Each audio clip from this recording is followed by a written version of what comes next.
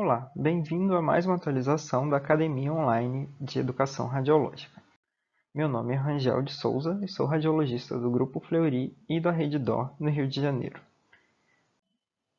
Esse mês vamos discutir 9 artigos interessantes em radiologia musculoesquelética.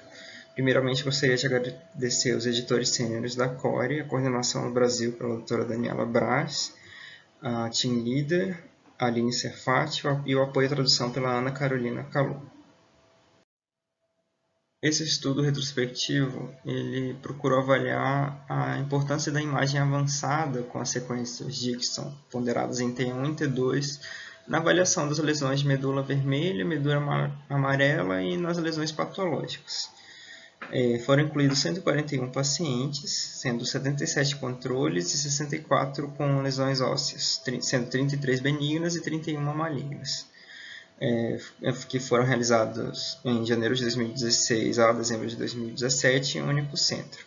O método principal foi um desenho de um ROI no corpo da vértebra de L5, nos ossos ilíacos e nos fêmures, nas imagens ponderadas em T1 e T2 em fase e fora de fase.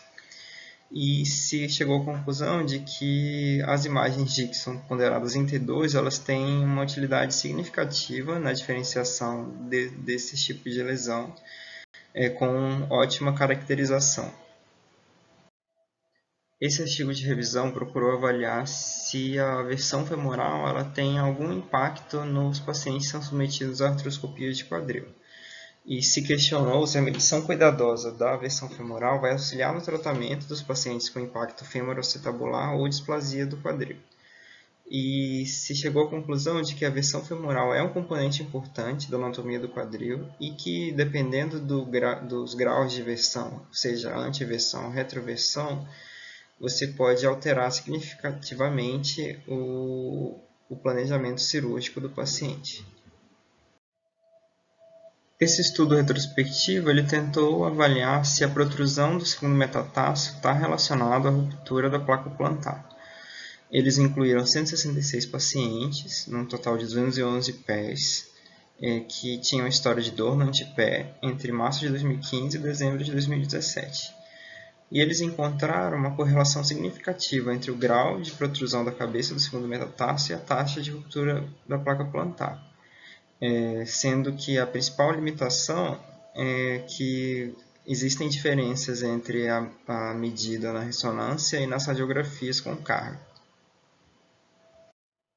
Esse estudo observacional prospectivo ele procurou avaliar o papel da ressonância magnética no controle dos pacientes submetidos à cirurgia de liberação endoscópica do túnel do carpo. Para isso, eles incluíram 32 pacientes, um total de 35 punhos, que já tinham diagnóstico clínico e estudo de condução nervosa de síndrome do túnel do carpo, e foram realizadas ressonâncias basais pré-operatórias, pós-operatórias em 3 e 12 meses, em um aparelho de 3 Tesla. E se chegou à conclusão de que a ressonância nesse período pós-operatório, apesar dos pacientes terem melhora clínica, os achados de imagem às vezes são mantidos ou não apresentam mudanças significativas. Então, embora o curso natural da imagem após a liberação do túnel do carpo tem sido descrito, tudo isso tem que ser relacionado com os achados e sintomas clínicos do paciente para serem úteis.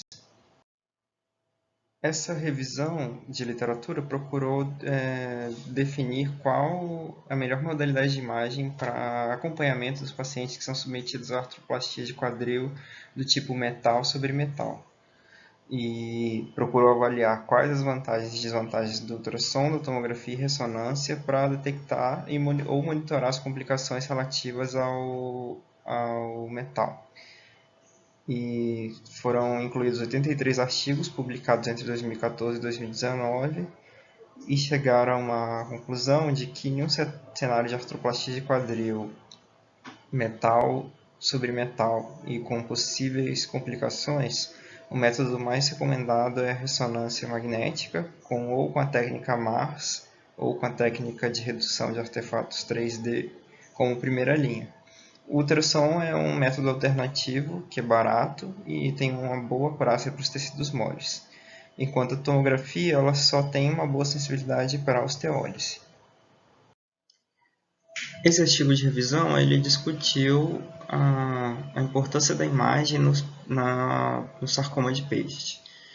E a principal pergunta é quais são os principais achados de imagem dessa condição e quais os mimetizadores do sarcoma de Paget que devem chamar a atenção do radiologista. E se chegou à conclusão de que a ressonância magnética é muito útil nesses pacientes, tanto no estadiamento local, quanto para diferenciar o que é sarcoma de Paget e o que é um mimetizador apenas, como uma doença de Paget em fase lítica.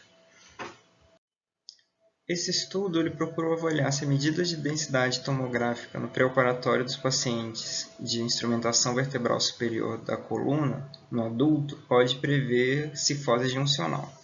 Então, foi realizada uma revisão retrospectiva de pacientes submetidos à cirurgia para deformidade espinhal adulta entre os anos de 2013 e 2018. E se chegou à conclusão de que pacientes com uma densidade inferior a 120 eles têm maior risco de desenvolver cifose juncional por causa da desmineralização.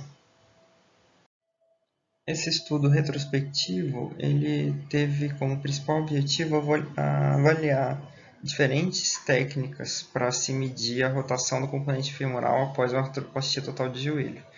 Se comparou a técnica clássica de radiografia pelo método de Kanekazu, os cortes axiais de TC, ou seja, um TC 2D e um TC 3D. Incluíram 82 joelhos, 78 pacientes foram submetidos a uma artroplastia total de joelho entre os anos de 2004 e 2019. E chegaram a uma conclusão de que a tomografia 2D ela teve maior correlação com a tomografia 3D, que é o padrão ouro, do que as medidas radiográficas. E se a tomografia 3D estiver disponível, ele deve ser o método preferível para esse tipo de avaliação. Essa revisão foi sobre a importância da ressonância magnética de corpo inteiro nos pacientes com a síndrome de Li-Fraumeni. E o principal objetivo foi só ver qual o real impacto dessa modalidade para esses pacientes. E se chegou à conclusão de que os pacientes com a síndrome de Li-Fraumeni eles são a população ideal para se beneficiar da ressonância magnética de corpo inteiro, dada a alta incidência de tumores em várias partes do corpo, e sendo que esses pacientes eles são mais propensos a sofrer algum dano em relação aos métodos com radiação. Então, a ressonância magnética é um método ideal, porque pode detectar leucemia precoce, sarcoma, tumores intracranianos e câncer de mama, sendo limitada mais pelos tumores de pele e do cólon. E esses foram os artigos selecionados do mês. Se você quer se aprofundar nos assuntos, pode acessar o nosso blog ou as nossas redes sociais, que você vai encontrar os links dos artigos originais e as discussões. Obrigado por ter assistido. Até o próximo mês.